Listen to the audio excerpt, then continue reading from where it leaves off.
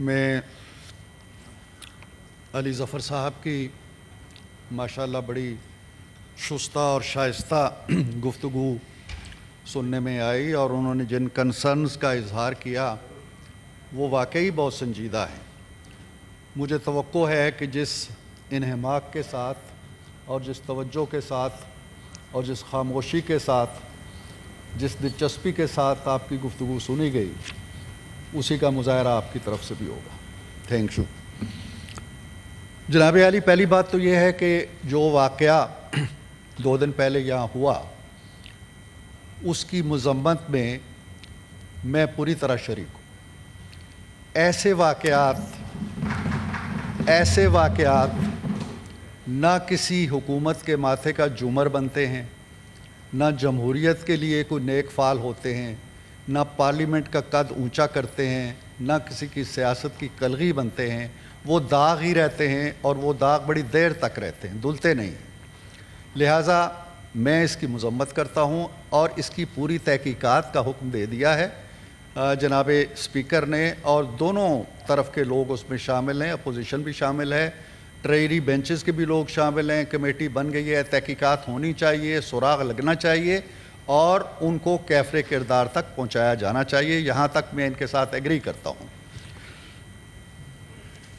علی ظفر صاحب نے آئین کا حوالہ دیا کہ جی یہاں انہوں نے گفتگو یہاں سے شروع کی کہ پاکستان میں ایک آئین ہے۔ میں انہیں یہ یاد دلانا چاہتا ہوں کہ یہ آئین 1973 سے موجود ہے، اور یہ آئین 2018 میں بھی موجود تھا، اور یہ آئین 2019 میں بھی موجود تھا، 20, 21, 22 میں بھی موجود تھا۔ میں اپنی ذات کا ذکر نہیں کرتا، لیکن یہ آئین اس ملک کے اوپر ایک چھت کی طرح تنا ہوا تھا۔ جب 27 جولائی کی رات کو مجھے آدھی رات کے وقت گھر سے گھسیٹ کے نکالا گیا۔ گھر بھی اتنا ہی مقدس ہوتا ہے، پارلیمنٹ بھی اتنی ہی مقدس ہوتی ہے، گھر بھی اتنا ہی مقدس ہوتا ہے۔ میری بیوی باہر نکلتی ہے، پولیس کے دھکے کھاتی ہے، اس کی کونی پہ آج تک زخم ہے۔ میری بیٹی آج تک جو ہے وہ اس کو چوٹ کے نشان ہے۔ ہم نہیں بیان کرتے یہ باتیں۔ یہ آئین اس وقت موجود تھا 73 کا، حقوق بھی موجود تھے، آزادی اظہار بھی موجود تھی۔ میں 70-75 سال کی عمر میں مجھے ہتھکڑی لگا کے کھڑا کر دیا گیا۔ یہ میں اپنی کہانی بیان کر رہا ہوں۔ اس ہاؤس میں اور بھی شاید کوئی لوگ موجود ہوں۔ کاش اس وقت کوئی آئین کی آواز اٹھاتا، کاش آپ ہی اٹھ کے کہتے کہ یہ بہت غلط ہوا ہے۔ کسی نے نہیں کہا۔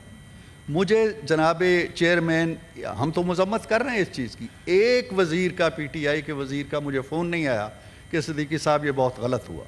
مجھے ہتھکڑی لگا کے آپ نے 8 بائی 8 فٹ کے اس کمرے میں ڈالا جہاں 6 قیدی پہلے سے پڑے تھے، 7واں میں تھا، اور ایک میرے سرانے وہ کموڈ پڑا تھا جو غلاظت سے بھرا ہوا تھا۔ ہم کیا کہانیاں سنائیں ان کو؟ یہ 73 کا آئین موجود تھا جس کا حوالہ آج آپ دے رہے ہیں۔ یہ آج نہیں نازل ہوا۔ آج آپ کہتے ہیں جی کہ what goes around comes around۔ یہ تو آپ پہ صادق آ رہا ہے، ہم پہ صادق نہیں آ رہا۔ ہم نے وہ قرض بھی ادا کیے ہیں جو ہم پہ واجب ہی نہیں تھے۔ ہمیں تو بے قصور دھکیل دیا آپ نے، کسی پہ چرس ڈال دی، کسی پہ بھنگ ڈال دی، کسی پہ ہیروئن ڈال دی۔ کون سا اپوزیشن لیڈر تھا جو اس وقت جیل سے باہر تھا؟ کوئی ایک بھی نہیں تھا۔ سب کے سب، کوئی نیب میں پکڑا ہوا ہے، کوئی نشے میں پکڑا ہوا ہے، کوئی کرایہ داری میں پکڑا ہوا ہے، کوئی غداری میں پکڑا ہوا ہے۔ یہ روایات ہیں آپ کی، یہ وہ فصل ہے جو آپ نے بوئی ہے۔ ہم نہیں کہتے کہ وہ فصل آپ کو کاٹنی چاہیے۔ ہم احتجاج کریں گے، ہر اس غلط بات پہ احتجاج کریں گے جو ہو رہی ہے۔ پھر آپ نے قائد اعظم کا حوالہ دیا کہ قائد اعظم نے جمہوریت کا درس دیا اور جمہوری طریقے سے یہ وطن حاصل کیا۔ مجھے بتائیں قائد اعظم نے کتنے دھرنے دیے تھے؟ قائد اعظم نے ہندو سامراج کا مقابلہ کیا، قائد اعظم نے انگریز سامراج کا مقابلہ کیا، دلیل سے کیا، بات سے کیا، اپنے حسن کردار سے کیا۔ کتنے دھرنے دیے، کتنے لانگ مارچ کیے قائد اعظم نے، کتنے دن وہ جیلوں میں رہے، کتنے دن انہوں نے جلسے جلوس اس طرح کے کیے، کتنے کور کمانڈروں کے گھر پر، انگریزوں کے گھروں پہ حملے کیے انہوں نے؟ نہیں کیے۔ انہوں نے ایک سیدھے سبھاؤ طریقے سے ملک کی تاریخ بھی بدلی بر صغیر کی، اور جغرافیہ بھی بدلا۔ ایسے لیڈر بڑے کم ہوتے ہیں۔ آپ کا ان سے کیا موازنہ ہے؟ قائد اعظم نے اپنے نوجوانوں کو کہا تھا کہ جاؤ پیٹرول بم چلاؤ. قائد اعظم نے اپنے نوجوانوں سے وہ کام کرائے تھے جو آپ نے کرائے ہیں. یہاں 126 دن آپ بیٹھے رہے یہاں اس کے سامنے, اسی پارلیمنٹ کے سامنے, اور کپڑے سوکھتے رہے آپ کے اس کی دیواروں کے اوپر. 547 بلین روپیز صرف اس دروں پہ کھا گئی قوم کے. یہ BBC کی رپورٹ ہے سر.